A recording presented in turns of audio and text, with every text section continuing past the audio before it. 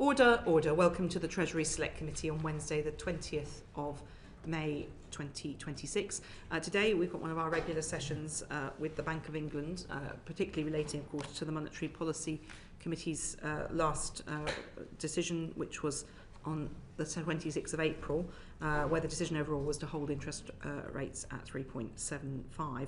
And so I wanted to welcome our witnesses. We have, of course, Andrew Bailey, the Governor of the Bank of England, joined by Sarah Breeden, the Deputy Governor, whose particular focus is on financial stability at the Bank of England, Dr. Swati Dhingra, who's one of the external members of the Monetary Policy Committee, and Dr. Mann, also an external member of the Monetary Policy Committee. So very warm welcome to you all. I think probably it's pretty clear about the decisions for hold, and thank you for your your thoughts on that you've provided us, or you provided the nation on that.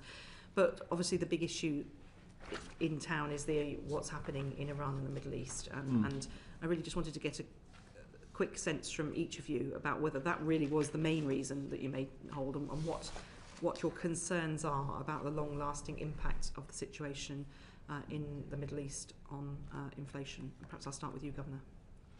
Yes, well, I was looking back actually, because I'd sort of forgotten that the last time we were here was 4 days before it began, and none of us, I think, at that hearing certainly had any idea what was going to happen. So it really has, of course, been the dominating change in the landscape since then. And it's interesting, you may have seen, obviously we had an inflation number out this morning, and I remember back to the hearing we had then when I was saying, well, I thought it was today that we would actually be back around target, and I think actually everything we've seen since, including today's number, actually sort of justifies that judgment. Unfortunately, obviously we've had events since then which have changed the picture.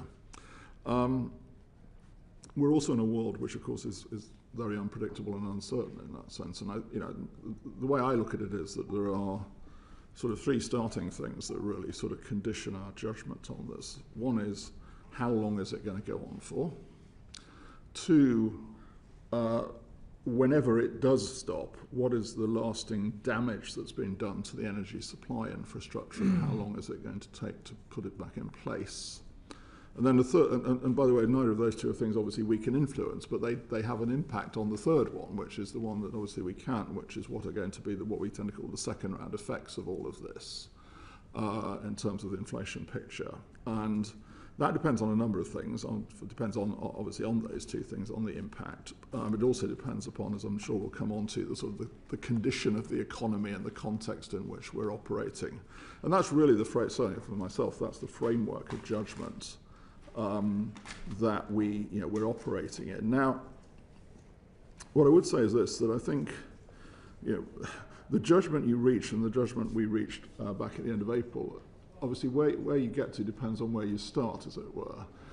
As I've said certainly at the last hearing, and may have said at the previous one as well, it was certainly it was a reasonable expectation prior to this all happening that we would probably cut once or twice this year. And the market was pricing that. Now, the market isn't pricing that now. I think effectively that was taken off the table, and it was really taken off the table, I think, with the March decision, quite reasonably. So if you start there, then, effectively we've tightened policy because we've removed the expectation of a cut before you start talking about what might happen next. And you can see that, by the way, obviously, in the way the curve has moved. You can see it in mortgage rates. I mean, the increase in mortgage rates, for instance.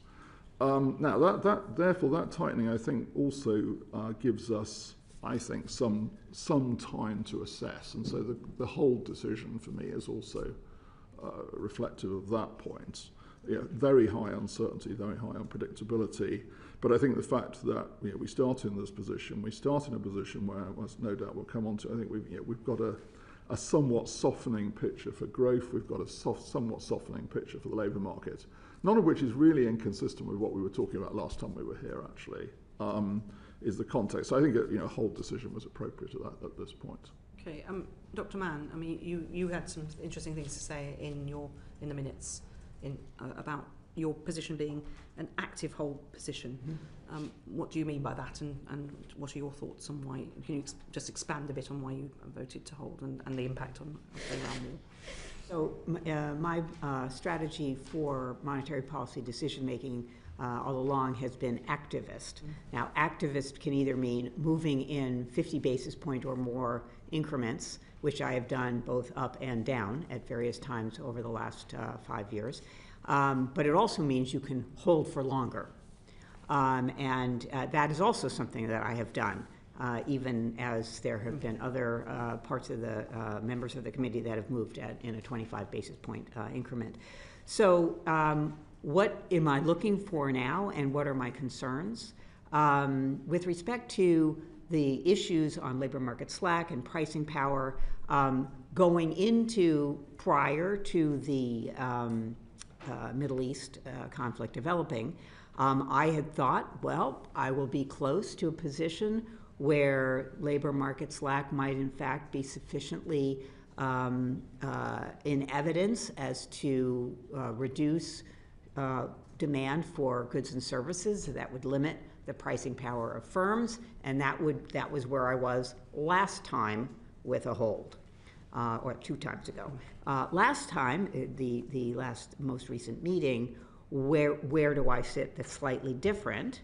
The first point is that on firms' pricing strategies, in the face of a common shock, which this energy price has been a common shock, firms do tend to pass it through to a greater degree on the upside and not so much on the downside. So there's both a pass-through as well as an asymmetry with regards to ups and downs.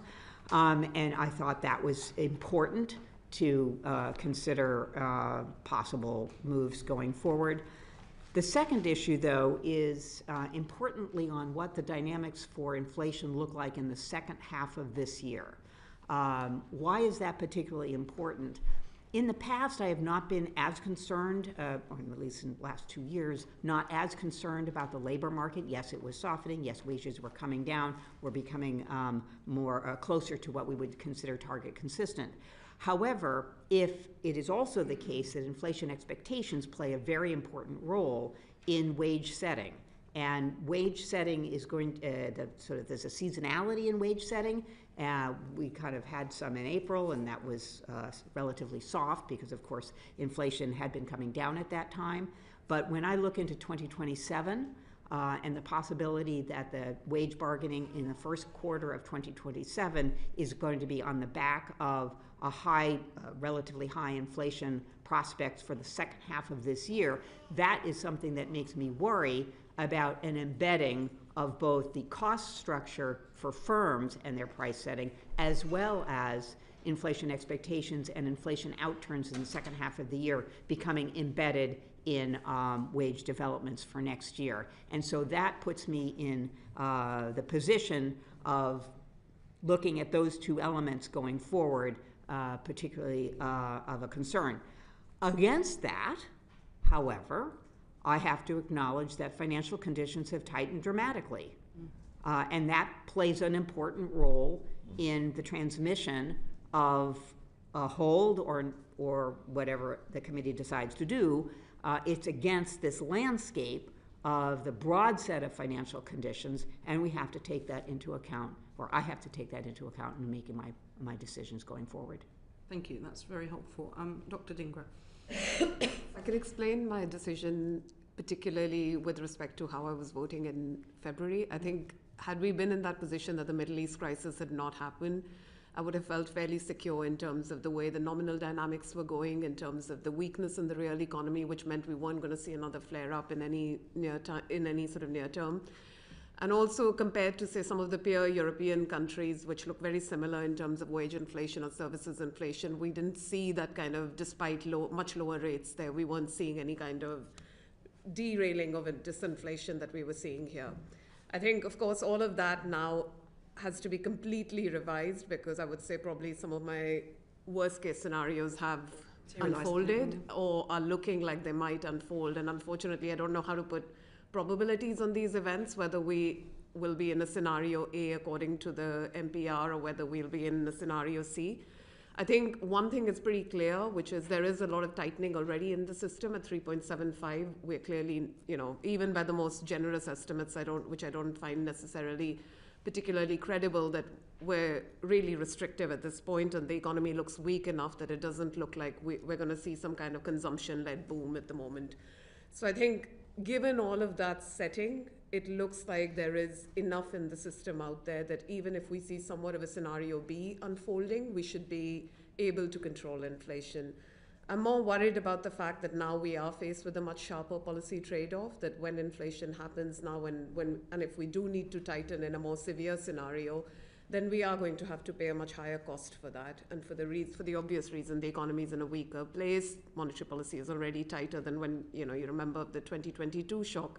So in that sense, there is more sort of uncertainty about which way things would unfold. And I think broadly speaking, I would say that even in a fairly severe scenario, we have enough tightness in the system and the economy is in a position where it's normalized compared to where it was in the pandemic, that we shouldn't see the disinflation process derailed and things would normalize in due course. But I can't rule out the possibility that these are twin energy shocks happening at the back of each other, which can then have repercussions for where inflation goes, and that's why we've got to do our job more strictly than before. Okay, and finally, Sarah Breeden. Thank you. Like Swati, I found it helpful when thinking about what to do after this shock to have in mind the world that I expected to be in prior to it. At the February monetary policy report, I expected inflation to come down to 2%, and with wage growth already target consistent and with little signs of pricing power in a weak demand environment, I expected inflation to stay there. So with that context and bank rate already restricted, I would have expected to vote for 1 or 2 more cuts this year. In this environment, which is, of course, as Swati and others have said, completely different, we have seen already a tightening in financial conditions.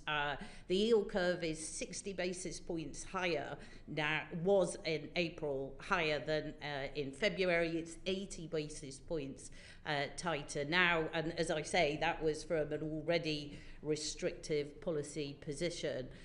So in a world where we are trying to offset second round effects, I think, like Swati just described, we have had sufficient tightening in the conditions that matter for businesses and households to be able to offset those the current risk of second round effects. We do have to be alive to the risk of a bigger shock and that having a bigger impact on second round effects. But I think we're well placed at the moment to be able to judge how that plays out rather than needing to move quickly to do so. But if it does look like we're moving to a prolonged conflict with more meaningful second round effects, obviously we will have to be ready to move swiftly and, if necessary, forcefully. Before I hand over to Mr. Yang, I mean, Mr. Governor, you talked about the second point being what is the lasting damage to energy supply infrastructure. Where do you get intelligence about that from? Obviously, at that last meeting, probably too soon to get it, but given that is as you rightly highlight, very real concern, do you get intelligence on that, and does that feed into your... It does, yes. So we talk to, I mean, we get it from a number of places. So we talk to people in the industry who are obviously much more expert than we are. I talk a lot to my counterparts in the Gulf countries. I see a lot of them, saw them yesterday actually, in Saudi Arabia, UAE, Qatar, and they're obviously on the ground. They know exactly what's happened. I think the assessment is that there's been more physical damage to the gas supply infrastructure than the oil supply infrastructure. Oil would take some time because, as we always hear on the news, I mean, there are ships in the wrong place. The whole supply lines have been disturbed. The Saudis have actually been quite effective. They can't, I mean, this can't do everything, but they've been quite effective. They have this one pipeline that goes across Saudi Arabia to the Red Sea. They're using that to its full capacity at the moment, I think. It doesn't replace all the lost supply by any means, but I think in the case of gas, and this was particularly the attack on the gas field in Qatar, it has damaged some quite key pieces of the infrastructure, which are quite apparently technologically complicated and will take some time to replace. Okay, so when you come to Sarah Breeden, when you come to your next meeting, you'll be considering all this. Yes. I was just going to say that intelligence really fed into the design of our scenarios. So scenario A already is the used one it, that yeah. we usually use based on what the future financial markets are telling us. But given all of that intelligence that we'd got from the range of contexts that the governor described, we did think it was prudent to put in a different scenario. I'll just add 2 points. The first thing to say is, I mean, and this is reflected in scenarios. I mean, I do think that the futures curves are pretty benign when you sit them alongside what I was just saying about, particularly in the gas market, on the damage to the infrastructure, which again was why in the scenarios we have one scenario that follows it, but then we have scenarios that aim off that. And I think that's important. On the other hand, I think the important thing is, this is important in judging it compared to 4 years ago, this is much more of an oil shock than a gas shock globally. So there's damage to the gas field. It's a smaller part of the overall global picture. And that's relevant. It's relevant when you look at, for instance, the relative movements in the off-gem cap. They are much smaller than 4 years ago. And the reason for that is that far more of it's in oil than gas, and gas is a bigger part of the UK story. Okay, thank you. That's very helpful. Yuan Yang, MP. Thank you. I have a question about your responses to potential new data and also new measures. In our last session, we talked about how the government's intervention on, say, energy bills in terms of fiscal policy had brought down headline CPI. Given that all three scenarios that you've projected have quite a significant output gap, do you think that there is more policy space for such measures that bring down CPI to have a positive impact in terms of your mandate on curbing inflation? Or do you think that they would have bad effects in terms of stimulating too much demand? Obviously it's for the government to take those decisions, not for us. We have our tools in a sense to do monetary policy and to tackle inflation, and we don't sort of consider things that could be done outside our framework. I think that's important. I mean, the other thing I would say, and I don't want to in any sense sort of therefore decry government looking at them, not, but I do think, some of the very big measures that were taken in the past. Now, admittedly, as I've just said, it was a very different situation in terms of the scale of the issue. But very big fiscal policy measures, of course, let's be honest, I mean, they are putting off the issue. I mean, the cost comes back to you later. So I think government is right to sort of think about these measures, but they're right to think about them also in that context, because eventually this cost does come back. Purely in terms of the macro impact, and there may be fiscal and other measures. We'll talk about food a bit later in this session. And what do you see as the macroeconomic impact of that reduction in CPI in terms of how it affects the output gap and inflation? Well, obviously, I mean, I think Catherine was referring to this earlier. Inflation expectations are an important part of this story. And we obviously have seen, if you go down the rank order, because you have household expectations, business expectations, and financial market expectations, and they've moved pretty much in that order. So the biggest move has been household, followed by business, followed by the lowest has been financial markets. So they are influenced, obviously, by these things. As I think Swati was saying earlier, you were saying, this is the second energy shock in 4 years. That will weigh on households' thinking, no question about that. So look, I mean, measures. I think there was something announced at Prime Minister's questions, a couple of hours ago, I think, on the delay in fuel duty. I mean, they're obviously relevant, and we will consider them. We obviously factor them in now they're announced, and they may be relevant to that inflation expectations formation process, for instance. Is there anything anyone else wants to? So from a macroeconomic view, I mean, we have quite a bit of information in the household cost index of exactly how different deciles in the economy, how their baskets, how the prices of the different components of their baskets change. And at the time when the last shock hit, we were able to evaluate the extent to which the different programs that were put into place at that time would affect different income deciles, and also use that to evaluate the extent to which a change in the overall CPI, which of course was a very important feature of the energy price guarantee. Instead of 14% inflation, it was 11%. So we could track how those these different programs would percolate through the income deciles. We can do the same type of exercise this time with a little bit more granularity once it becomes clearer what the programs might look like. And so we would be able to take that into account when making our judgments And some of that modelling published as well. Back in the day? Yeah. Yeah, it was in the NPR. Yeah. If I could just illustrate this point on energy, I think the current off-gem cap is £1,641. The latest market estimate for the next quarter is 1,850. Had there not been government intervention, I think the estimates of what it would have been at the beginning of 2023 is £4,279. So that gives you a sense of the sort of comparison. If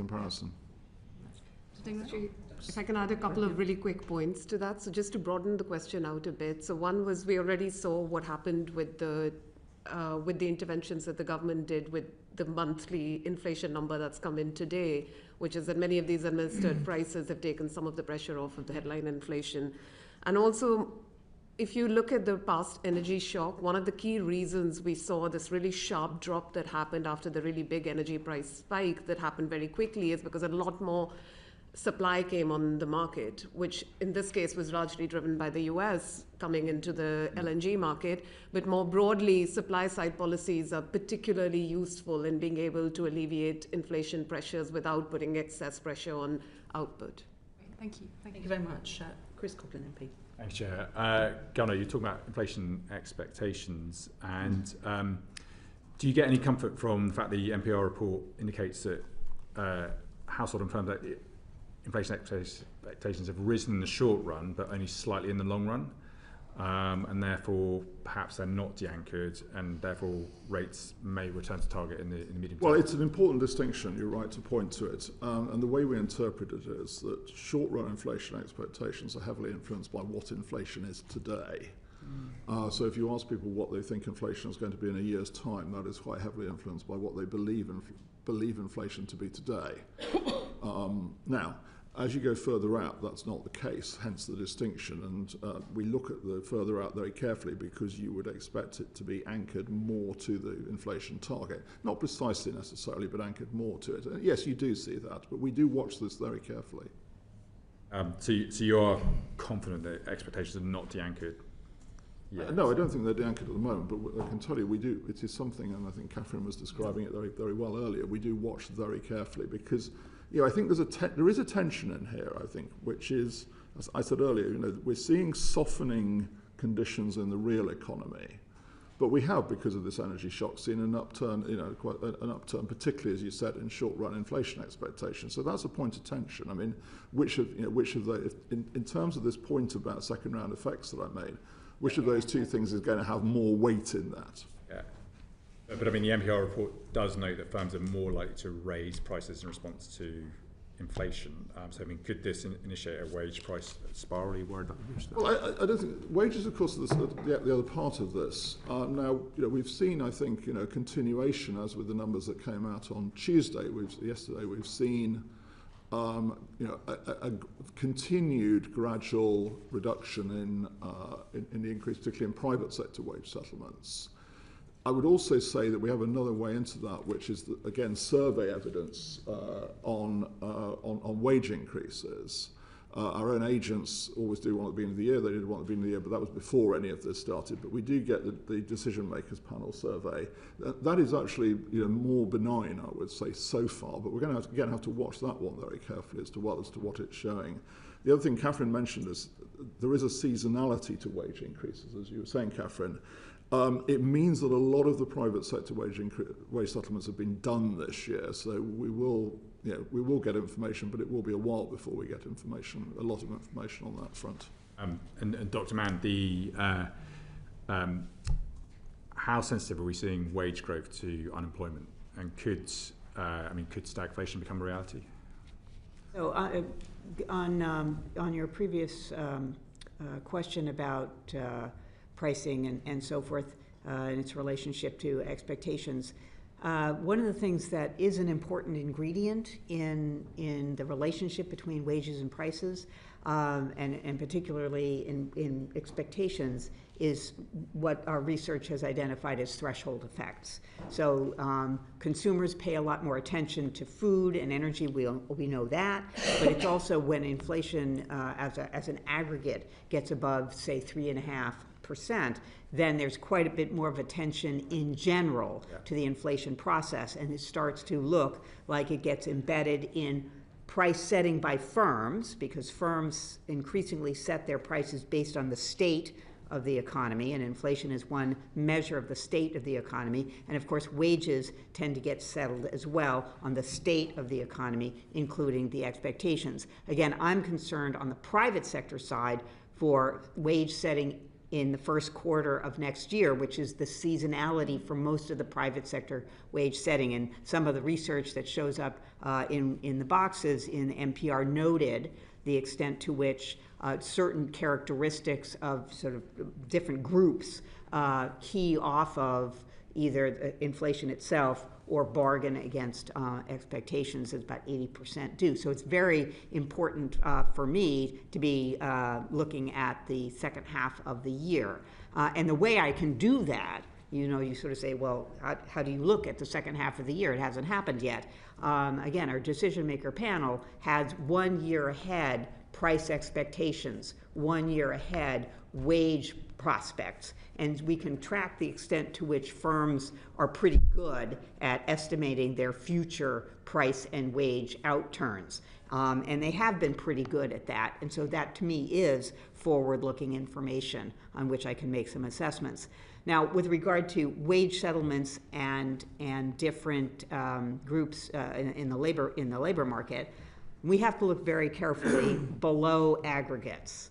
Most of the softening in the labor market that we've seen so far is in a couple of categories, particularly hospitality, retail, and in information technology. They account for most of the numbers of unemployed. So to me, that means that the labor market softening, while true, is not broad-based.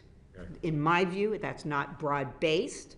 And when we think about different groups, the hospitality and retail have less wage flexibility on the downside because of the approaches to minimum wage. And that just means that to the extent that there's adjustment, it's going to be in some other margin than wages. It could be profit margins, it could be numbers of people.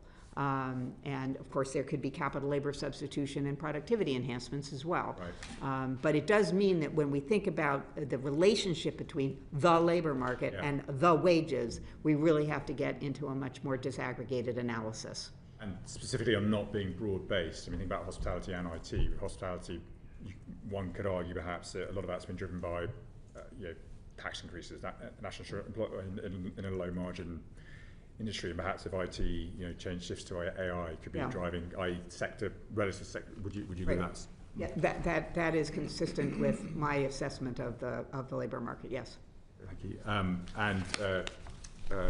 Andrew Bailey, the Roger Bootle, the Advisor Capital Economics, notes that the previous inflation in 2022 was accompanied by a sharp rise in broad money supply, but we're not seeing that this time around. Do you take any comfort from the slow growth in money supply? Well, I mean, we look at it. I look at it regularly, and you're right that if you were basing your decisions on money and the money supply, you would not see inflationary pressures. I think it's always sensible, though, to look at it in the round with other things. So it's one of the things that influences, and also it's important to look at the stories that lie behind that. But at the moment, no, it's not flagging pressure in that sense, no. Thank you very much, Mr. Coughlin. Jim Dixon. Thank you, Dame Meg. Just turning to some of the household finance issues that are likely to be a real concern to our constituents, that we're already hearing about some of those worries. Perhaps to Mr. Bailey first, how do you think food and other prices, which are obviously very important to household finances, are likely to be impacted compared, for instance, to the 2022 fuel price hike? So, I think it will happen. Today's number actually had a quite surprisingly actually benign food price inflation number. It came down actually, which was a little bit contrary to what we were expecting. I mean, the way I look at it, there is a sort of a sequence of effects in terms of the feed-through of an energy price shock. So the first one, which we've already seen, obviously, is the one that comes through particularly at the pump, as it were. So pump prices adjust very quickly, for instance. The second one in the UK is where the UK is a bit different, and this is why, by the way, I mean, today's number looks quite benign, but we have to take this into account because this pushes in the opposite direction. That the way in which the Ofgem mechanism works means that there is, because it's a quarterly reset, there is a delayed reaction, if you like. I mean, it is going to go up. The inflation number that we had this morning reflected the fact the Ofgem cap came down in April. Well, now we know it's going to go up in July. In fact, we pretty much now know how much it's going to go up because it's through the observation period. So that's the second one. Third one, and this is where we get food, is what we tend to call the indirect effect. Now, that's, in other words, where energy is a component, obviously, and a contributor to the costs of other products. And honestly, I mean, I think one of the things I learned, certainly 4 years ago, was just how large an energy share there is in things like processed food production and distribution as well, but including that. So some of it, we're getting up to numbers like 30% of the cost is energy. So obviously, therefore, energy prices do come through. Now, how they come through and when they come through depends upon the business energy supply costs that the producers of food, for instance, are experiencing. We go around the country a lot. We talk to a lot of companies. So a lot of companies obviously take out energy contracts. They therefore hedge to a degree. It depends what the nature of the contract is, and it also depends when they reset the contract. I mean, when I always ask companies, I can tell they're either going to sort of slightly smile at me because they managed to reset their contract just before the increase happened, or they're going to look extremely pained because they're about to reset their price. And you don't know until you talk to businesses which situation they're in, but it will come through. I think it's really too early to sort of start. I mean, I see a lot of speculation about what food inflation is going to be later this year. I think it's very hard at this stage to really put any good figures on that at the moment. Perhaps, Dr. Dhingra, there was some suggestion from the bank's agent, it's mentioned in the NPR report, that we could be looking at food price inflation later in the year of 6 to 7%. Would that be a figure you'd be expecting might come through? I think the important thing to keep in mind here is that it's much less. It's an order of magnitude almost smaller than the food inflation we saw in the past. So I think that's really important. What precisely the number would look like is really hard to tell. Even if you were to trace what's happening to, say, global food prices from where we're going to import things, those are moving in all sorts of directions. So it's really not, I wouldn't want to hazard a guess on that one. I think what the governor outlined about the sequencing of how these effects work, I think that's something that we should expect to happen in the future. And we're very alert to that point that, yes, there will be food price inflation, and we're going to have to think about that. Thank you. And perhaps for Mr. Bailey again, just has there been any contact from the Treasury to discuss with you, either for information or on any other basis, any steps that the Treasury might be looking to do to intervene around food price inflation? No, I've seen the stories, particularly earlier today, on this. We've had no contact with the Treasury on that, so I'm afraid that's a question you'd have to ask the Treasury. Would any of the panel wish to comment on whether there are any interventions that the Treasury might undertake, particularly around food pricing, that might help to reduce the future level of inflation going forward at all? I'm looking at Dr. Mann because she's I'm the not employee of the bank. going to comment on any of the interventions, but I will comment on, if we compare, you go into your grocery store today versus 4 years ago, you go into the grocery store today and there's the little label matching Aldi or matching Lidl. And 4 years ago, you did not see that type of competition undertaken in the grocery stores. You did see empty shelves, but you didn't see competition where there was, if you want to do comparison shopping, it's right there, you can do it. I mean, the big difference, by the way, going back to Swati's point, was that 4 years ago, is that, of course, Ukraine is a major global food supplier, and that's a big difference. We're talking about an energy shock here. 4 years agot we had the Ukraine war as well. That's helpful. If I could just ask a question about our exposure to the jet fuel market. All the indicators show that the UK is a particularly large importer of jet fuel. Do you think this is likely to have an effect on a significant effect on inflation in the UK as compared to other territories? Well, it obviously affects transport prices, it affects airline prices. That is one of the more volatile components of the services indicator, index, I apologise. I don't in any sense pretend to be an expert on this market, but again, going back to, I think, the Chair's question earlier, we do talk to a lot of people about the energy markets. I think you're right that in the sort of rank order of things that we're experiencing scarcity, jet fuel actually was sort of probably at the top. But what I've picked up more recently is that I think first of all, there's been a switching to alternative locations of supply of jet fuel, because jet fuel comes from other parts of the world. Secondly, I think that there has been some switch in refining activity to actually refine, to produce more jet fuel. So I think, so I'm not the expert, so I don't want to give false comfort here, but my sense is that there are measures being taken globally which are easing that position. One final question, Dave, Meg, if I may. Just in terms of the length of time for which we're likely to be experiencing the shock that comes from the closure of the Strait of Hormuz, if that, if the closure ended reasonably soon, how long are you, as the MPC, thinking that the effects from that closure are likely to last going forward? So that's going back to my sort of three parts to the story point. That's the second part. What we're told is this. I think in oil, it would be a matter of a number of months.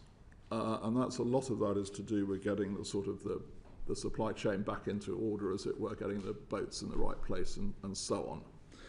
With gas, I think it's actually it's quite a bit longer than that. It could be a year or two or more, because of this need to rebuild the infrastructure. But then, as Swati, I think you were saying, Swati, earlier, there has been more gas supply, LNG, or perhaps I can't remember saying it anyway, come onto the market since the shock 4 years ago. And by the way, I should say about oil, I mean, we were in a position before any of this started where there was, if anything, a surplus of supply in the oil market. So if we get back to that point, it's a question of how long it takes, to your question, to get back to that point. Thank you very much, Mr. Dixon. Yuan Yang, MP. Thank you, Chair. I just want to press a bit more on my colleague's line of questioning earlier about the Treasury's measures. And I was wondering if it would be normal for when the Treasury is looking at interventions that change prices, so lowering the cost of living, for them to have that conversation with you to understand your reaction function to different measures, or is that not part of the institution? Well, normal in the sense that we often, I mean, obviously, if it's part of a budget, then there is a sort of process for having those conversations, and they would keep us informed. I didn't know that the Prime Minister was going to say what he said in Prime Minister's question today, but that's all right. I don't need to know. We now know, and we'll take it into consideration. Understood. Anyone else want to comment?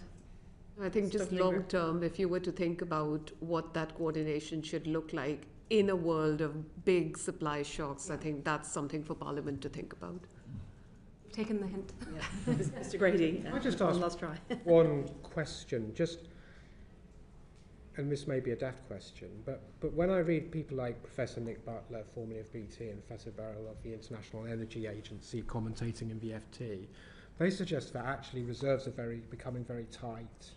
That actually we're sailing into one of the biggest energy crises we've ever seen, even bigger than Chancellor Healey and your predecessor dealt with in the mid-70s. And yet, the general discussion here is around 6% inflation. Is there a risk that we're missing the risk of a very significant shock that goes way beyond what you're describing, Governor? Well, the longer let me be honest, the longer this goes on, the more difficult it gets. There's no question about that.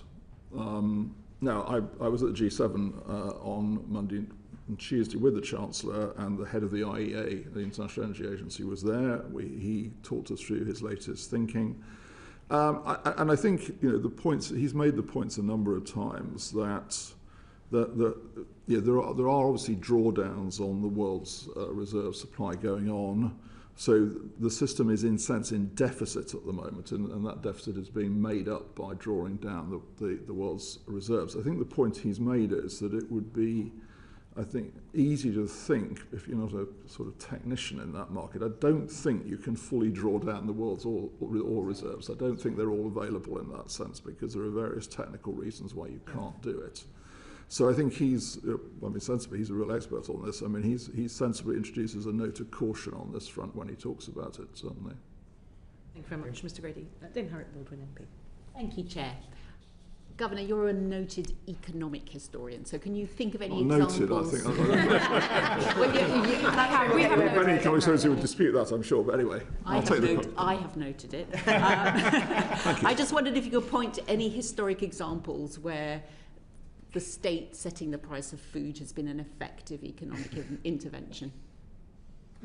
Well, I'm sure there are many in some countries. I think the question you have to think through in this sort of thing is, are you doing it for some, very sort of well-grounded, very, very temporary reason? I think if you start doing it as a matter of course, then you effectively, you're sort of artificially, moving prices relative to costs, and that's not a sustainable thing in the long run. But there may be reasons for doing the short run, I'd say, but it does need to be thought through in that sense. I'll just perhaps put the same point to Dr. Dhingra, because you've often talked about this in your evidence to us, the global chain. How practical is it really possible in the modern world for one government to effectively put price caps or encourage price caps or whatever mechanism they use when it's not all in the control, the food supply chain is not in the control of one sovereign nation? I often get asked this question. I don't have the solutions. I only have a sense of what would be economically logical, which is that thinking about where to find these sources of supply when you have a crisis is really key. And that's kind of one thing which we can think about doing. A lot of our food is imported, which many other countries don't face that problem.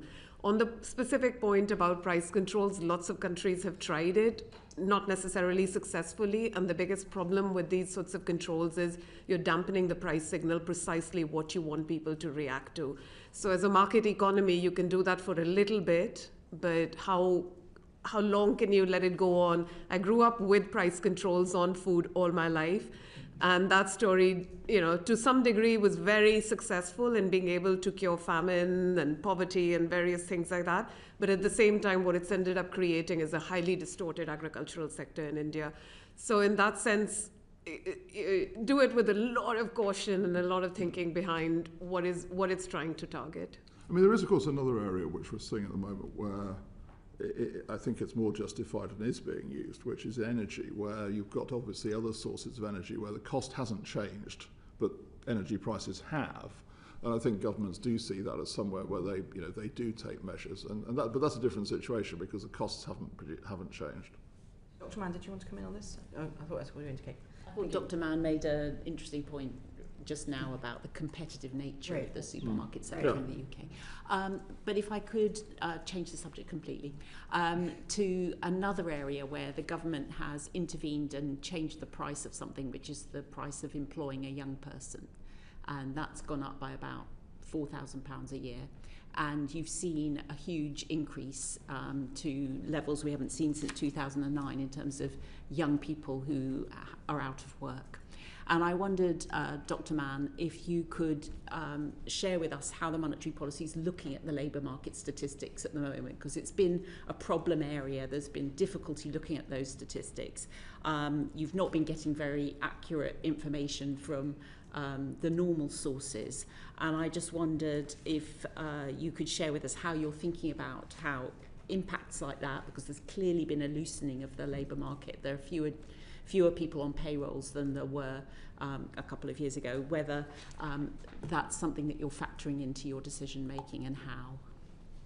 We've been, as you can see from the boxes in the NPR, there's quite a bit of research that's being done by the staff using the granular data across different sectors, with the wages associated with those sectors, the beverage curve, and the clustered wage analysis. I won't ask you for whether or not you've read all the boxes and all this detail. All your forecasts do show unemployment going up, don't they? Including the central forecast. I think So, I mean, I think I've said before that when I evaluate the state of the economy, I tend to focus on the granular information that I can get from firms with regard to their pricing strategy, their labor employment strategy, their production prospects, what they believe about demand, and I use that information to judge the state of the economy far more than I use the aggregate data, and it's the aggregate data that go into the forecast.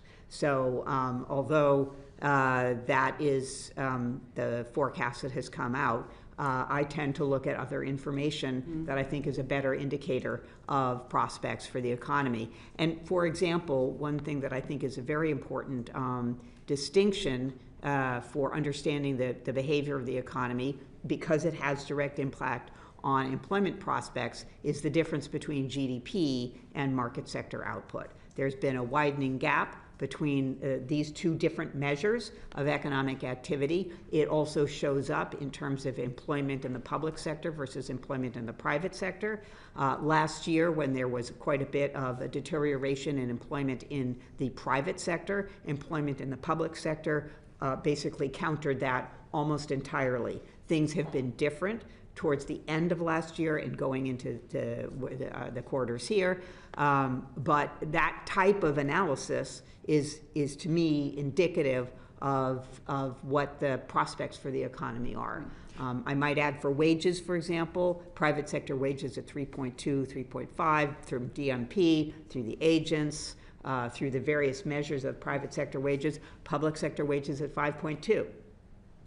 The new national minimum wage for 21 and above at 4.1. These types of assessments, I find bringing them to bear to my judgment is the way I evaluate the state of the economy.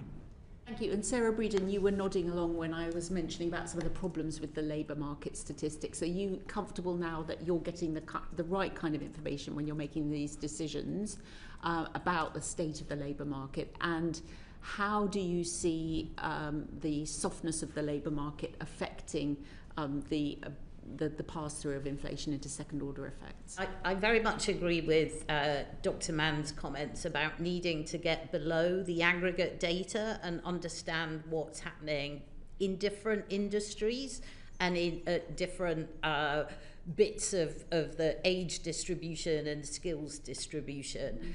I personally find it incredibly helpful to go out and talk to businesses about what they are actually doing with their hiring intentions.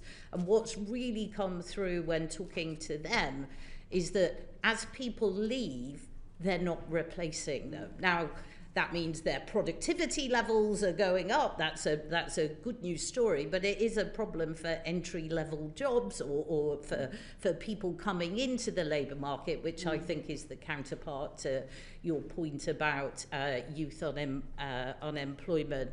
So we take that into account when we're thinking about what's happening in the economy as a whole. It's not obvious that monetary policy is the only response, or indeed the right response to that, but it is a part of our decisions. Indeed, and Governor, we heard from the chief economist last time about how he empathised with young people because it was something that he was seeing in his own family. And I just wondered what assessment you've made now of the impact that artificial intelligence might be also having in terms of those entry-level positions, but also how you then take your assessment of the situation for young people entry-level positions and how that feeds through in terms of what you need to do on a monetary policy response because of its impact on inflation, if any. Well, artificial intelligence is obviously another essentially supply-side change in the economy. I think you can divide it into four parts, or at least I tend to lean on this. So the four parts are: one, obviously it can destroy jobs, in other words, remove jobs. So an example of that would be that if you create a chatbot to speak to customers, then you will reduce customer service staff. It can create jobs, new jobs. So an example of that would be data scientists. If you vastly increase the sort of capacity to analyse data, then you'll create the demand to do that by humans, because I think a lot of this is humans working with technology.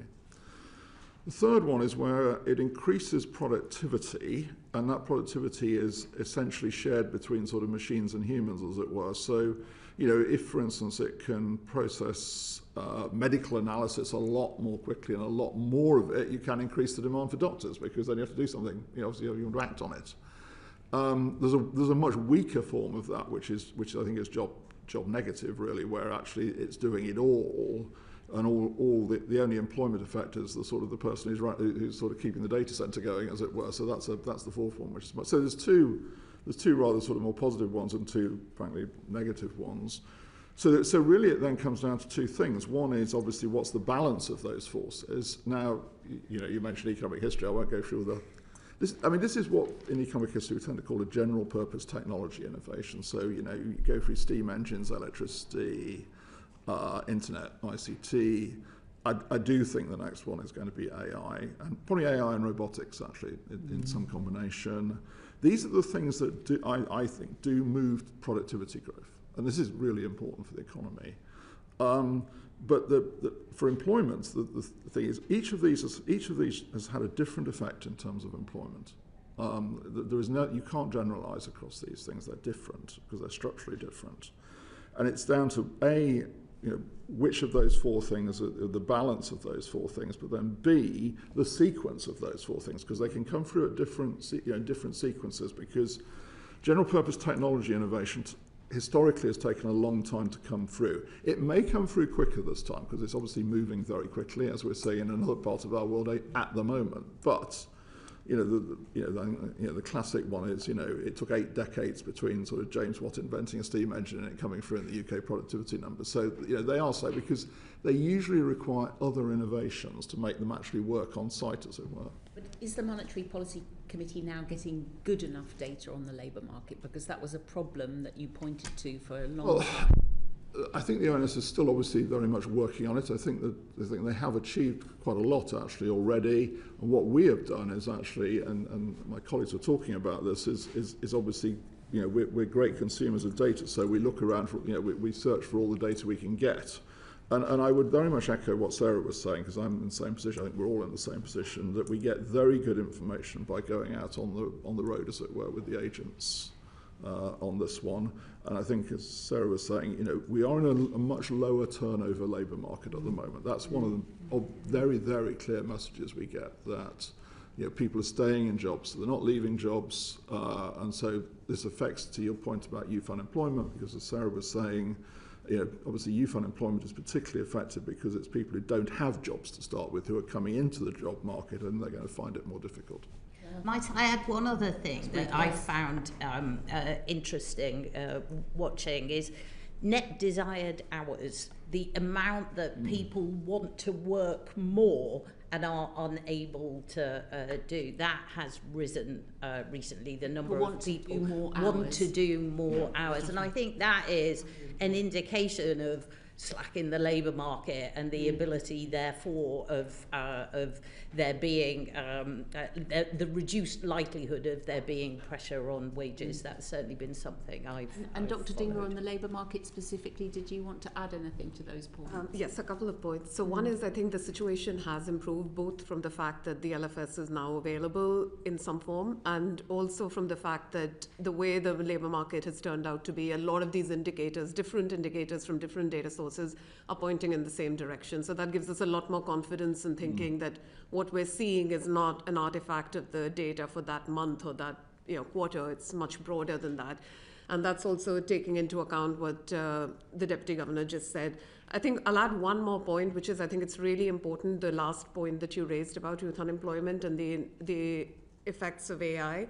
Because it seems to be, from what the staff have shown us, they did some really good analysis showing that youth unemployment seems to be rising globally. Now, that could be a cyclical thing, which of course is very important for the conduct of monetary policy, that to what extent is that a purely cyclical phenomenon, that, the people who come in last will be the ones who probably get fired the first when the economy is in a weaker position.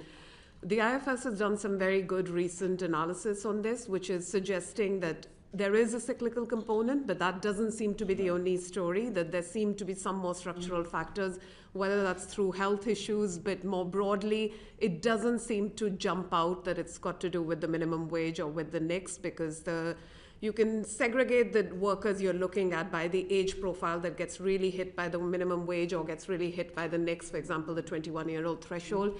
And you can also look across different regions. Some regions, for example, South End being the famous one, where a lot more people are on the minimum wage as opposed to other regions in the country. And you don't necessarily see a strong correlation, in fact, almost none, between unemployment changes that have happened recently and the minimum wage, or to that degree even to NICs. But I think it's much more important to have that broader conversation about the extent to which AI or some of these other global phenomena are driving what's going on. I mean, that's consistent with the view that AI is taking out more entry-level jobs. So if you take lawyers, for instance, it's taking out the sort of the entry-level jobs because they were far more sort of information processing jobs, if you like. So I think, I'm going to push back a little bit. Go on. See the differences of views? We love this about in the committee. You get a little taste of what happens around the table. So if you look at our agent reports disaggregated by sector on the effect of different components of minimum wage and so forth, they find that they're saying that there is an impact. And so hospitality, yes, hospitality in particular. So I think that this just sort of says more research needs to be done. But to sort of say this is a global phenomenon and the UK is just the same as everybody else, I think is something that needs a lot more consideration. On AI, I think what's interesting is that across the US, the UK, Germany, and Australia, a variety of sources. Research on each one of those elements, 90% say no impact when you ask firms. So it may be that that this manifestation is, as Deputy Governor said, which is we are not going to hire somebody if someone retires. So that's not exactly no impact, but it's not like AI is taking a job. It's just that it's allowing a replacement. And the last point I would make about AI is, we actually are using AI internally on these agent reports. Yes. We have, so they've had an extended many years across all these various regions where we have notes of, the different questions we've asked and the responses and so forth.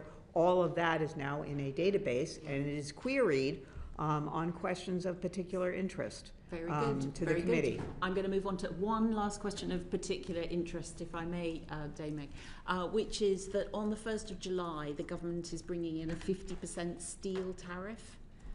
And I wondered if the bank has done any analysis on what the impact might be on the UK economy and on inflation from that 50% steel tariff on the 1st of July and the reduction in quotas. And if not, perhaps you could follow up with a letter. I think we'll follow up with a letter because we've obviously looked at the whole tariff question generally over the last, more than a year now. I haven't looked at steel tariffs. This is the UK bringing in a 50% steel tariff on imports of certain grades of steel. Yeah. Thank you. The tariffs are certainly jumping around rather a lot at the moment. Thank you very much, Dame Harriet. Chris Coughlin, briefly. Thank you, Chair. Sarah Breeden, the very interesting discussion just now on productivity. John Van Reenen, who obviously is close to the government as his former chief economic advisor, has calculated that the impressive output numbers for the 14th of May mean that productivity increases an annualised rate of 1.6% since the government was elected versus 0.3% for the previous decade. Do you agree with that, and is that sustainable? And because it's pretty good if that is true and it's come through. So I certainly recognise that there has been a greater focus from the businesses that we talk to on driving productivity improvements. I use the example of as people leave, they are not replacing them. There's automation happening, use of AI as we've talked about. So I can definitely see that that is a theme through our conversations with businesses. Whether that equates to 1.6 and how sustainable that is, I don't know. But certainly, as the governor was saying, AI has got the potential to be the next big thing in terms of enabling businesses to do more with similar inputs. Thank you very much. John Glenn, MP. Thank you, Dame Meg. I want to turn to the growth outlook of the economy. I just before I ask my question, I think one of the things is that people will have noticed is this sort of great amount of volatility in the predictions and the numbers. And for March, I think the GDP figure from the ONS was expansion of 0.3%. But I think, as has been reported, Reuters did a polling of economists, and the contraction of 0.2% was expected. And we see often restated figures all the time. So I wonder if you could be thinking about that, and how do we account for that, and how do we minimise that? But can I just basically say, look, the latest monetary policy report says that underlying growth remains pretty flat, looks at meagre growth. I would just like you to answer why you think that is. Shall I start with Dr. Mann? As I already mentioned, there are multiple ways of calculating growth, right? We can look at output growth, we can look at income growth, we can look at growth at the top line of the economy, we can look at a decomposition to look at the market sector, where we think, for example, pricing strategies might be particularly important for generating inflation. We also look at, I did a speech not too long ago looking at consumption growth, which has been remarkably flat since basically COVID. And notwithstanding increases in real income, consumption has been basically flat. And of course, consumption being an important driver of overall decisions by firms to add workers, produce more. There's no point in doing that if the consumption looks relatively low. But I also want to continue with my theme of not only do we need to look at growth in a disaggregated way in order to evaluate the state of the economy and appropriate monetary policy decision making, but we have a number of statistical methods where we put in high frequency data as well as sort of the normal statistical things that come from official statistical agencies, and in order to evaluate the prospects for the economy. And one of the things that has been most notable about this so-called quantum Midas statistical methodology is that rarely over the last 6 to 9 months has there been a center of the distribution of the data. I mean, if all of the data were kind of telling you the same thing, then it would kind of look like a nice hump, and you'd have some tails, but it would be the middle would be like, okay, I'm pretty sure that this is going to be my growth rate.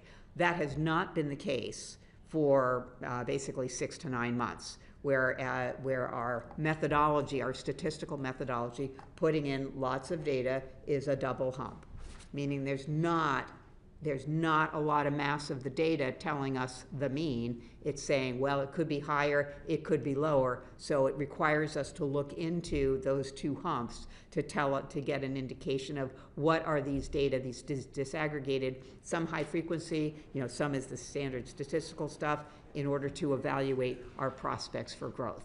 Right. So what do we do about that then? What do I do about it? Well, what do we do about that? What do you do about that? In terms of the country seeing these growth figures for which we generate, as politicians, great big headlines, one way or the other, but they seem to be pretty meaningless because they're often restated, and if they'd been true to what they actually were on the restatement, they wouldn't have generated anything like the headlines. And the same worked when I was in government, so I'm not making a particularly political point. I would just offer two thoughts. One is sort of generally other specific. I'd just be therefore a bit cautious about commenting on any particular single growth number. Yeah. Because, as you say, they do get revised.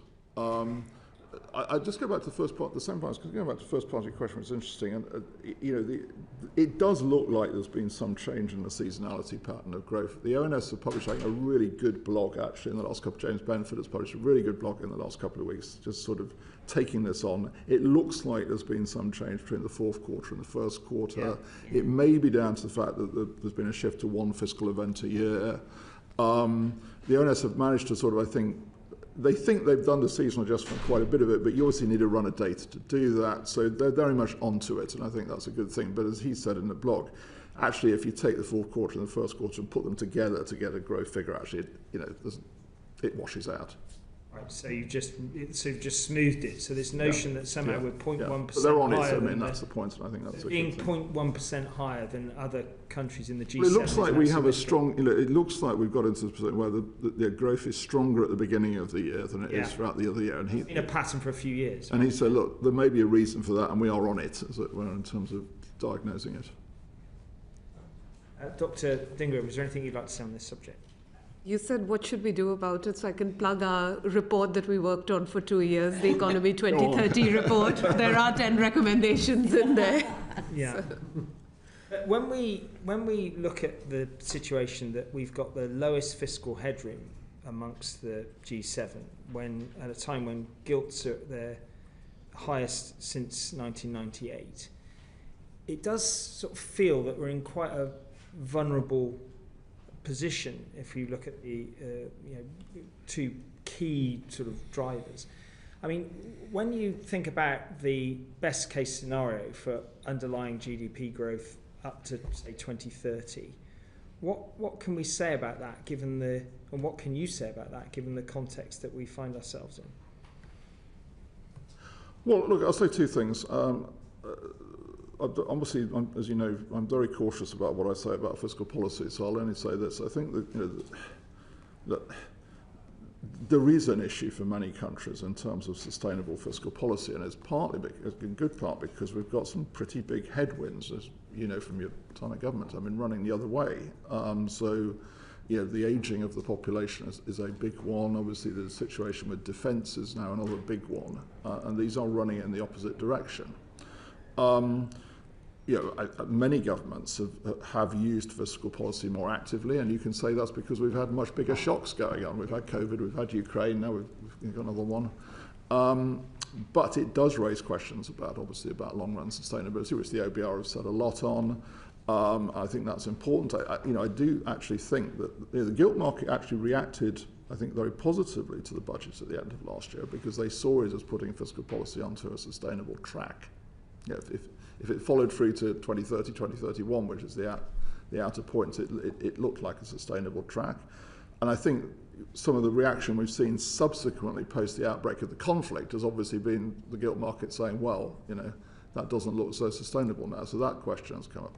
On the second part of your question, I'll just go back to the conversation we were having earlier to the earlier question on AI, because I think, again, I'll constantly talk about economic history.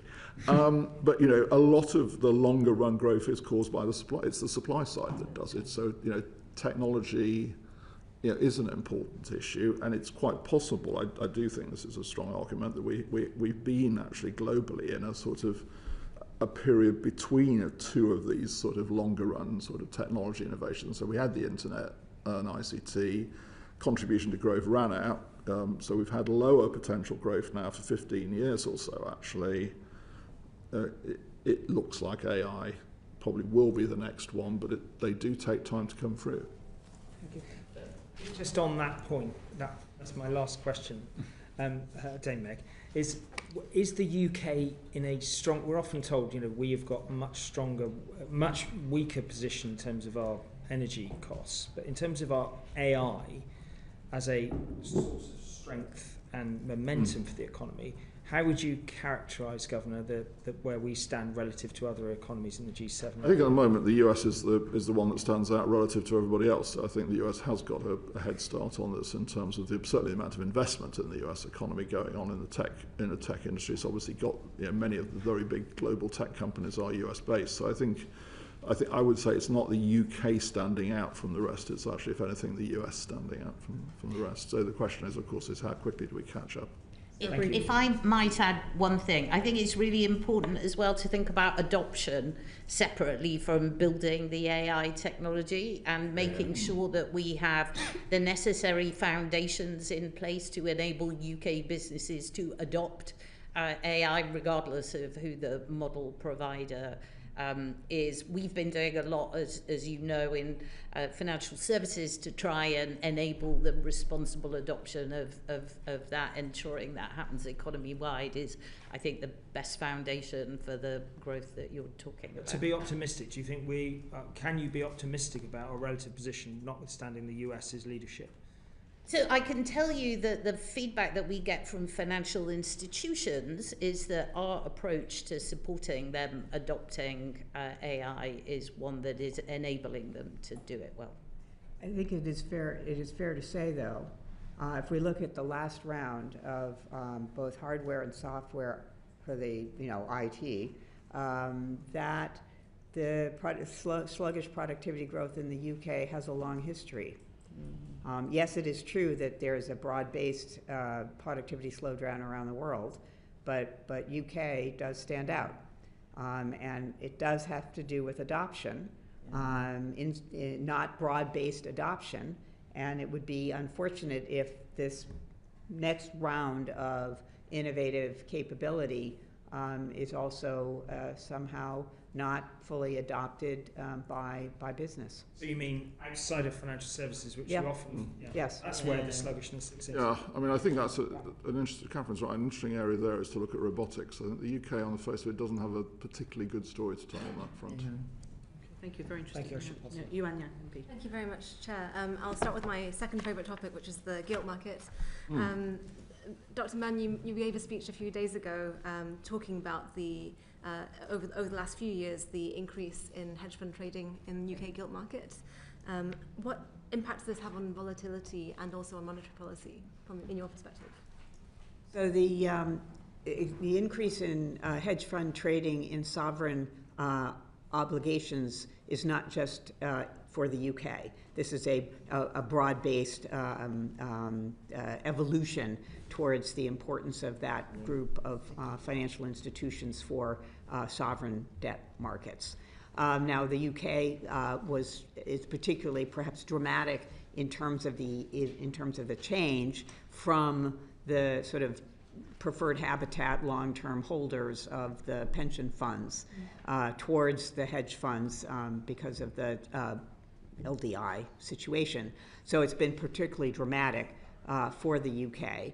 Now, in terms of volatility, I think it's important to distinguish between price volatility and kind of quantity volatility. The research that was identified in the speech last week focuses on the extent to which hedge funds tend to be more elastic. In other words, their responsiveness to buying new issues or QT auctions, that their elasticity is higher than a preferred habitat type of investor. In other words, you don't need as much of a change in the rate of return on the instrument in order to make it attractive for them to hold it. So for the new issuance, in fact, it's beneficial to have hedge funds be part of the financial institutions at your auctions. That has been found to be true in Canada by research at the Bank of Canada as well. So that's the sort of good news type of story. The more challenging news is that there are many sources of volatility that change the gilt valuations. It's not just issuance. Of course, there's a lot of stock out there, a lot of factors that are going to affect the gilt price. And under those scenarios, where you have more volatility coming sort of over the transom from other places, then you end up with more elastic responses by hedge funds, which will alter the quantities that they're willing to have, and so that will create additional volatility in gilt prices. Again, this result is consistent with what the Bank of Canada has found as well. Yes, and does this have any impact on monetary policy? And I see, sorry, maybe in my view, it does, because in my view, volatility of the yield curve is something that I have to incorporate into my assessment of financial conditions, and against which I choose a decision about monetary policy. So volatility, to me, is a very important component of the immediate decision. It also is relevant for thinking about R star, which to me is, we do have to think about it a little bit, maybe not the big R star, but the little R star. And so volatility is an essential part of the monetary policy transmission mechanism. For mortgage rates that are going up and down with the OIS curve, I mean, yes, that's very important for the decision making of households. Do I mortgage now? Do I remortgage? Do I have to? Can I wait a little longer?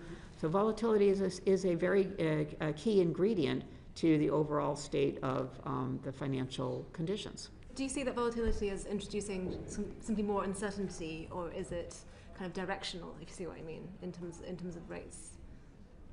I think there is some asymmetry that hedge funds are more likely to buy in on the way up and sell quicker on the way down. So there's asymmetry, but there are many, there are asymmetries everywhere. That's been one of the things that we've learned about the past 4 years, is that many responses of economic actors are not the same, depending on what the state is. These are factors that we have to incorporate, that we have learned a lot about, and we are incorporating, at least in my case, I incorporate into my decision making. Thank you. Ms. Breeden. I wanted to slightly build on that and take it into our financial stability work, if you don't mind. Kind of the hedge funds are price sensitive, leveraged, and international.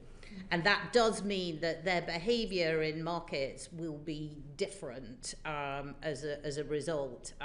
More volatility potentially, and higher risk premia on the back of that. So what we have been talking about in a financial stability context is trying to improve the resilience of the gilt repo market as the foundation for the resilience of the gilt market. And that's something we issued a discussion paper about last year. We're working with the Treasury and the Debt Management Office and the FCA as we do that. But I think that would be a natural counterpart to this risk premium. How can we introduce more stability and more resilience in the market?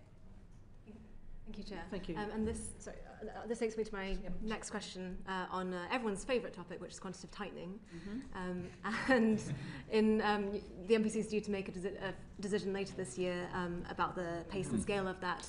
In explaining your decision from the previous year, each of you had slightly different ideas of how quickly QT should go at pace.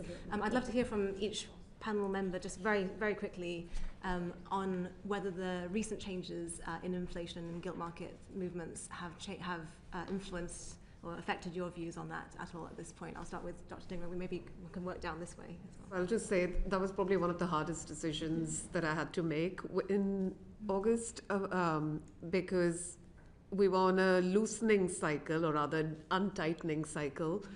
And at the same time, we were doing QT. So, of course, you might say that that's sort of not a consistent strategy. But, of course, we have a legacy asset on our balance sheet, which came with the expectation that that was for a particular purpose and that we had to take it down. And I think that's a little bit what motivated me to vote in that direction. But at the same time, keeping in mind that actually we're using interest rate as an active tool because we understand what the impacts of that are much more carefully than we do of what quantitative tightening does. So in that sense, there was some version, and I don't fully agree with everything that we write in the MPR. I think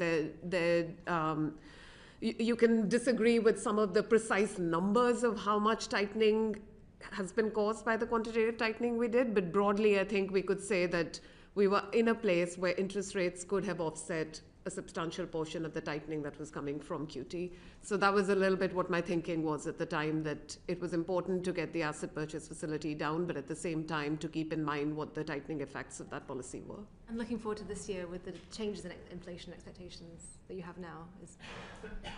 I'm still weighing what the possibilities are at the moment. No, I think Swati set out very well there, actually, in terms of the framework. So, by the way, we haven't started this year's thinking yet, actually, so we'll get to that. We're all thinking all the time. well, yes, but specifically on the decision. I mean, look, what we did, obviously there are two, in a sense, that there's a decision on the total and there's a decision on the mix. And last year we skewed the mix away from longs. I think that long-dated gilts, I think that was the right thing to do. We haven't got any more long-dated gilts to sell, by the way, in this year. They're all done. So we'll come back to that question because it is important. We have not, and I think this is what colleagues are saying, we are not seeing disorderly conditions in the gilt market at the moment. I think that's an important point to make. Now, the other thing I would say, and this goes to the other question, which is the cash flow question. We have done a lot of work to build and enhance the reports that we publish, because what we've tried to do is capture something which I think is very important in there, which is the UK has had a history, and a good history in this respect, of issuing longer dated debt. I think it's right that the DMO has shortened it at the moment, but even so, our debt has a longer maturity than other G7 countries. Yeah. That's a good thing. And successive governments have got a lot of benefit from this, because it means you're locking in, during the QE period, you were locking in lower yields, particularly when we had a flat yield curve, for longer. Now, the government benefits from that. What QT effectively does take part of that benefit back, because we're reversing QE, and in doing so, we're taking interest rate risk off our balance sheet. As we've said before, if you don't do that, then you pay the carry cost of having the gilts on your balance sheet for longer. But what we've sought to do is to incorporate really the effect of that benefit into the calculation. And interestingly, it basically leaves the cash flow pretty neutral, actually, at the estimated end of the life of the operation. Thank you. So for me, there are two things that I have in mind when I approach our QT decisions, and as the Governor said, we've not got there yet. The first and most important thing is I do want to take the portfolio down for monetary policy purposes down to zero, because I want to make sure that we have the headroom to be able to use it again should it ever be necessary, rather than it being a forever ratchet upwards. So that is an important principle. But as we do so, we have to have an eye to the impact on the market functioning. As the Governor said, kind of the gilt market has functioned through this period, but as we just talked about with hedge funds and long-dated investors, the nature of the market is changing. And I think the changes that we made last year in terms of skewing our sales as we were taking our portfolio down to zero were our contribution to trying to best manage that. Thank you. So in terms of my sort of assessment of the appropriate strategy for QT, for me, the most important things to be considering is my instrument is bank rate. QT affects other points on the curve, and evaluating how those two things that are happening at the same time affect the financial conditions to which businesses and households are responding. So to me, that the basis of the research that is being done to evaluate those relationships is the key element. And of course, we have to kind of acknowledge that those two things, which is what we do, are in the context of a global financial market, and that the spillovers from the conduct of monetary policy, fiscal policy, and the overall macroeconomic developments, not to mention what's happening in terms of Middle East warfare and so forth, that those spillovers are extremely large. Thank you very much, Ms. Zhang. Harriet. Thank you, Dame Meg, because our predecessor committee in the last Parliament wrote a report on quantitative tightening, and we described it as a leap in the dark. And obviously we've now been in this leap for a few years, so we've got a little bit more information about what the real life impacts of it are. And I noticed that ING Bank published a report this week saying that they thought that the quantitative tightening that the bank has been undertaking had increased gilt yields by 0.8%, which sounds really quite substantial, given that I think the evidence you gave us at the beginning of the leap in the dark was that you didn't think it would have a material impact. It would be less than 0.25% in terms of monetary policy equivalent. And I just wondered what you thought. I see the governor wincing. The real world impact has been. I'd be happy to write. What phrase would you use then? How much are people having to pay more on their mortgages? When I looked at that ING report, I think that 80 basis point is actually the total change in swap spreads, and that incorporates a lot. And I think they do make this point. It incorporates a lot more than QT. But look, I might be happy to write. Maybe that's the best. Okay, so can you update us on what impact? Well, we'll do that if you don't mind. That's what you'll get when we do the annual. Has had in the real world. The annual review always does that, and we'll do that. We'll do that again, so you'll get that.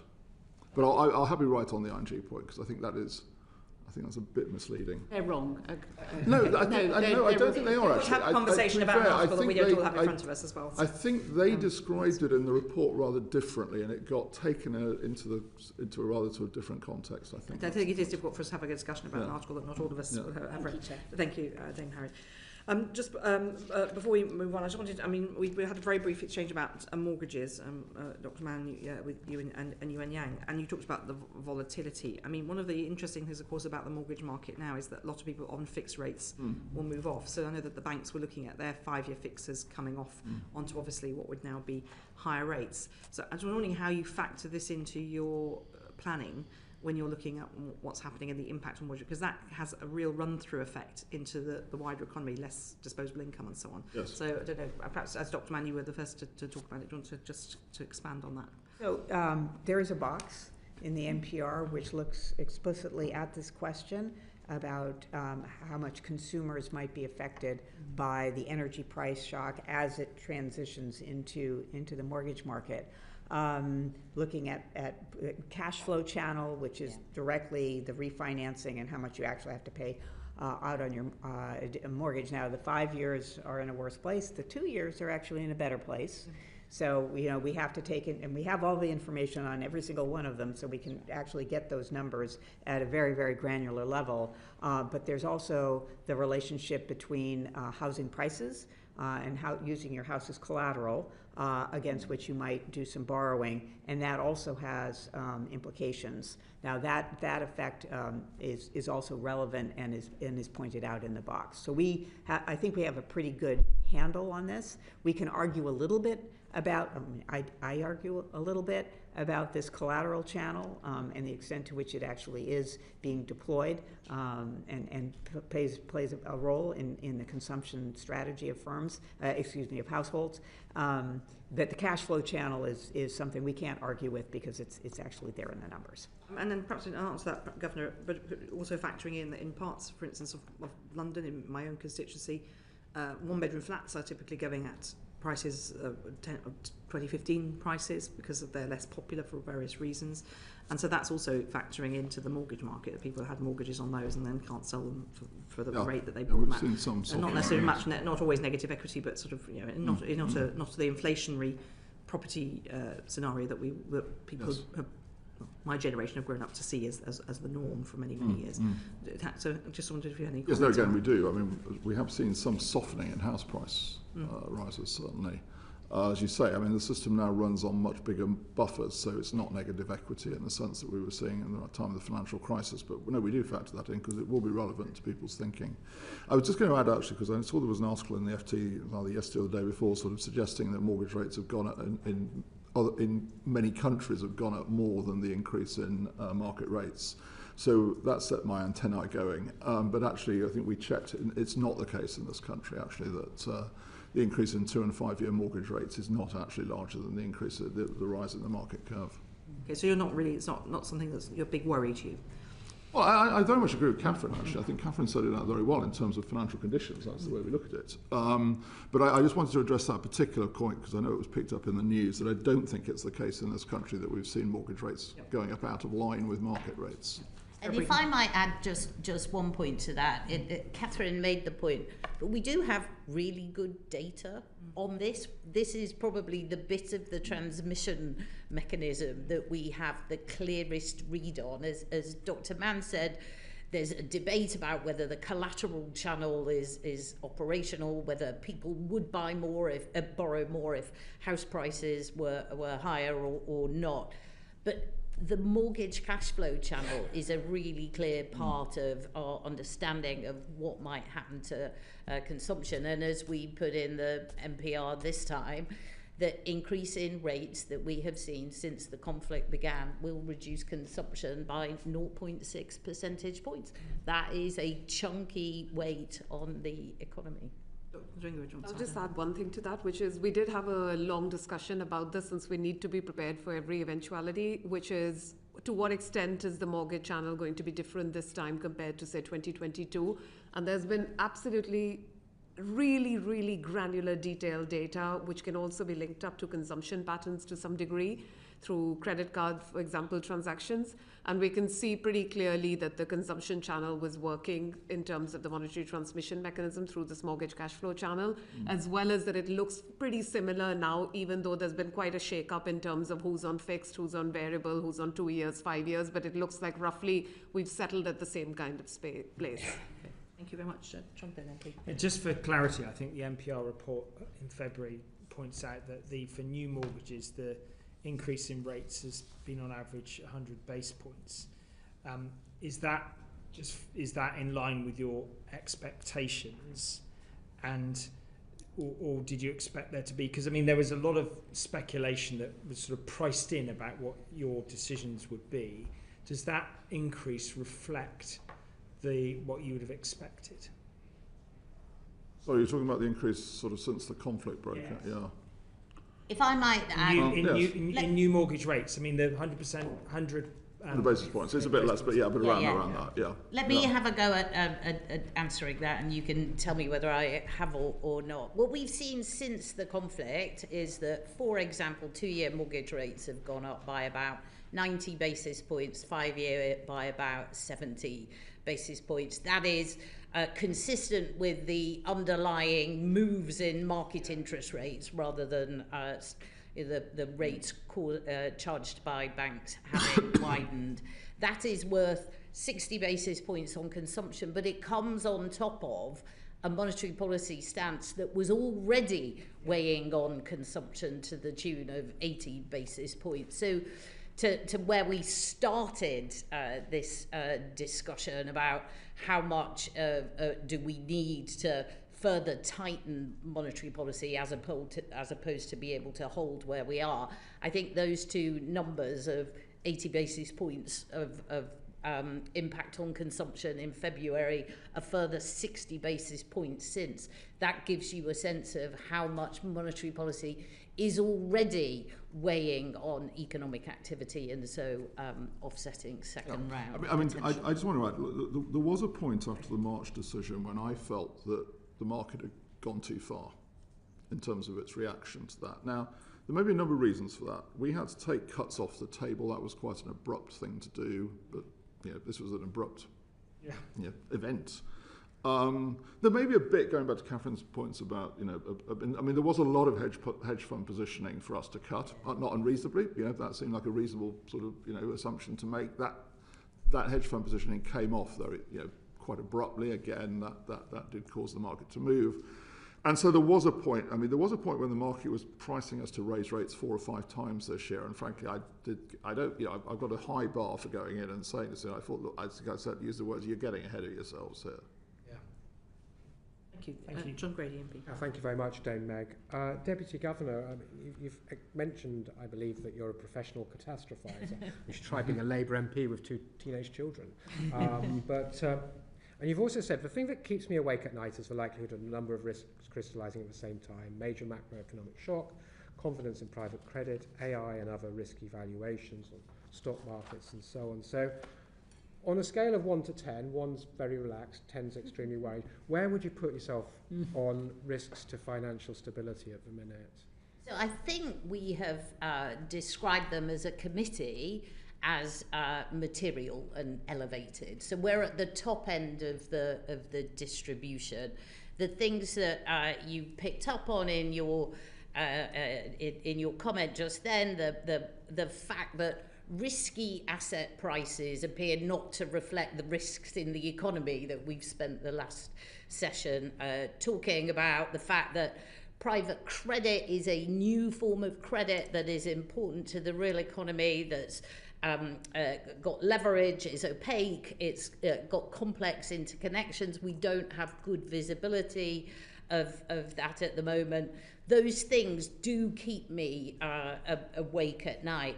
I think what gives me some reassurance is that the core of the banking system is resilient. We've been here with our Financial Policy Committee hats on and talked to you how we've stress tested the banks, and so that core of the system is in good shape. So I don't know, maybe I'd give it a 7, 8 out of 10 on that basis. I mean, if you don't mind, I'll put my other hat on and because I chair the Global Financial Stability Board as well for my pains, so I don't have enough to do. I mean, so there are 5 things that really we're sort of focused on.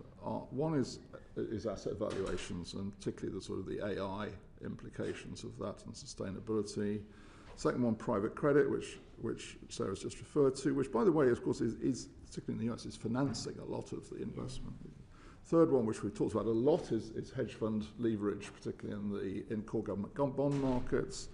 The fourth one is the introduction of new forms of money, particularly things like segways. And the fifth one is the one that is the other big thing that's happening at the moment, which is this whole thing around MIFOS and the whole question of the increase in potential cyber risk as a result of the power of these models. And I think, Deputy Governor, you mentioned that one of the reasons to sell down the bank's holdings of gilts is to give more headroom to deal with financial instability in the future. Another tool in the locker obviously is interest rates, but we have a less benign inflation environment. And then at the same time, you know, government finances are stretched. Debt to GDP is about 100%. And we're not the only, if you like, G7 economy in the States. I mean, Japan's got over 200%, the US is over 100%. So we're in a very different environment to the one we were in 2007, 2008. How confident are you substantively that we have the headroom to deal with a financial shock, given we're at 7 or 8 on the scale? So I look first of all at the core financial institutions that matter for the provision of credit to businesses and households, the banks. I think we're in a good position on those. The other really important thing is the resilience of the gilt market. I mentioned in our discussions earlier, the participants in that market have changed. There's a need to build further resilience in the gilt repo market to underpin that. We are pushing ahead with that. So we have a plan of work that will enable us to be in a better position. And we have use of our balance sheet if necessary. We've introduced, for example, our contingent non-bank term repo facility, which is there to step in the event of gilt market dysfunction if we need to do so. And we continue with our financial stability hats on to explore all the other risks that the Governor just highlighted, with a particular focus on private credit at the moment, and we're doing an exploratory exercise on that, and we'll be able to tell you more about that at the half year. Now, there's a lot of work to look at this, and one of the themes we've had from previous discussions, I think, Governor, is the need to understand much more about private credit, which probably requires international solutions. Are we ahead of the curve on this, if you like, or do you feel, Deputy Governor, that we've got some catching up to do, and actually we all need to roll our sleeves up nationally and with the Treasury and internationally as well to look afresh at financial stability? There's a danger I'm marking our own homework here, so please take this comment with that in mind. I think the Financial Policy Committee is doing a good job of picking up a rock and looking underneath it at areas where the new risks are occurring. So we did an exploratory exercise that looked at how the behaviour of the gilt market is different. Now we have different participants in it, and we've got a plan of work on the back of it to improve the resilience there. We're doing work on private credit to try and better understand that. We've got work in train on Mythos, on stablecoins. So I do think that we have got good actions in place in order to fix the areas of vulnerability that we are concerned about. The other thing that's very important, though, is that we talk about these things publicly, because our first line of defence here is the financial institutions in the market, and that's a big part of why we put these issues out there in the public domain. Are you content with the reactions of the financial institutions? Do you feel they're de-risking sufficiently or taking steps that you'd wish them to take? I think that the fact that the banks pass our stress test gives us some grounds for reassurance, but there is always a need for banks to continue to double-click on these areas of interest. I think there are two big questions, I think, in that world. One, and this is what the systemic exercise is addressing, is does everybody properly understand the interconnections between private credit and other parts of the system, because they are interconnected. I mean, the interconnections have changed in a way. I think, by the way, I think private credit is a very important part of the infrastructure of the sort of whole system, because it's funding a lot of this investment in tech. So the interconnections are important. And then the second one is, do the people who own it understand the sort of the characteristic of the thing they own? Because if they do, then the reactions will be easier and smoother. If they don't, then they'll be more abrupt. Yeah. And just final question from me. We've mentioned Claude Mythos and developments in AI. Let's say I was out in the Calton in my constituency on Saturday, and someone said, what's all this AI and Claude Mythos? What's the risk to me? I mean, are you seeing a risk to things like payment systems and things like that, some sort of shock like that, something that could affect people, going to withdraw cash to go to Morrison's in Calton on a Saturday morning? So it's Claude, Mythos, and the other models like it, it's not the only one, is a big deal in terms of increasing the capability to identify and exploit cyber vulnerabilities that exist in technology already. Our understanding of it at the moment is that if you are a well-defended institution, you should be in a good place, because you'll be able to see the model coming and be able to ensure that it doesn't get in, doesn't exploit those vulnerabilities. So for the core of the system, the biggest banks, the biggest payment systems, they should be well placed to defend themselves against such an attack. But be assured that we're working with them to make sure that they are so. And also, what we have to be ready for is the wave of patching that is going to come their way as all of these vulnerabilities have been identified and require software to be updated to ensure that they are more resilient in future. Governor, come back and then come back. I just want to add one. This, of course, is not limited to our world. Let's be very clear. This goes across the whole landscape. I mean, our world is obviously an important part of the world, but this is about the IT systems in all parts of the landscape. It matters for energy, for health, for air traffic control. And should be means they're probably, and the fact that you're working with them would suggest to me that the Bank of England is not entirely content yet that people are, because there is a difference between should be and are, isn't there, Deputy Governor? So it's sorry to nitpick. No. It's a reasonable point to make. We have been working for many years with banks to get the basics of cyber hygiene right. What you saw with JLR, what you saw with Marks and Spencer's and the Co-op, is that this is a difficult thing to do across the entirety of your waterfront. It's much harder to defend against everything as opposed to finding the single weak point to get in. And that is what we are working with firms to make sure they are ready for. Thank you very much, Deputy Governor. Thank you very much indeed. We can thank our witnesses very much indeed for their time. We had a very interesting discussion discussing, of course, the latest interest rate decision back in April, and particularly the impact of the war in the Middle East on UK energy and food prices.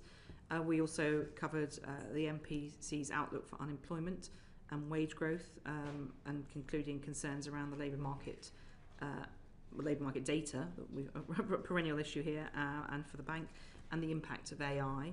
And we also covered the MPC's analysis of recent economic growth and the pace of quantitative tightening and the mortgage market. Can I thank our witnesses very much indeed? That's Dr. Catherine Mann and Dr. Swati Dhingra, both independent members of the MPC, the Governor Andrew Bailey and the Deputy Governor Sarah Breeden. Order, order.